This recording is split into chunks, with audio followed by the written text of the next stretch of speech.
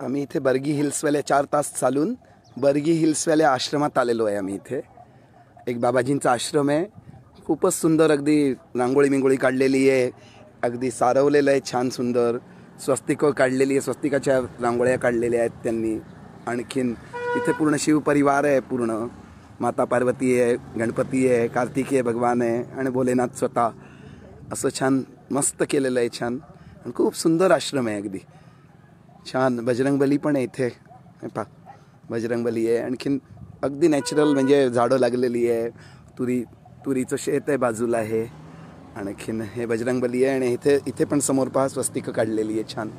आणि ही कुटिया आहे, इथे आम्हाला आराम करण्याकरता त्यांनी हे केलेलं आहे, हे पहा हे अशी कुटिया केलेली आहे, आतमध्ये सुद्धा राहायला ही जागा आहे आणि पूर्ण किती सुंदर, अगदी सारवलेलं आहे व्यवस्थित, खूपच छान, म्हणजे अगदी सुंदरच आहे, म्हणजे पूर्ण हे असं चालत जाऊन खूप सुंदर आहे, खूपच सुंदर आहे।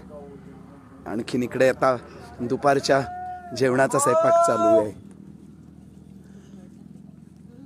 चालू आहे, ताई माई दोघी जणी हे करतात, जेवणाची तयारी चालली आहे, कुकरमध्ये फोडणी घातलेली आहे भाजीची।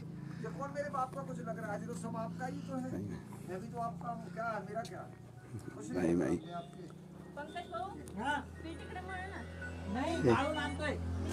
हे बाबाजी आहेत, हे यांनी आशीर्वाद दिला आहे आम्हा लोकांना, मौज करो म्हणून आशीर्वाद दिलेला आहे, खूप आशीर्वाद दिलेला आहे। ही अखंड धुनी पेटलेली आहे ही इकडली, आणखीन खूपच छान, म्हणजे खूपच अगदी मन भरून आलेलं आहे। त्यांच्या एक खूप गोष्टी आपल्याला माहिती नसलेल्या आणि चांगल्या गोष्टी त्यांनी सांगितलेल्या आहेत, त्यामुळे खूप म्हणजे मन भरून आलेलं आहे। त्यांचा आशीर्वाद देतात ते सगळ्यांनी आशीर्वाद ग्रहण करा।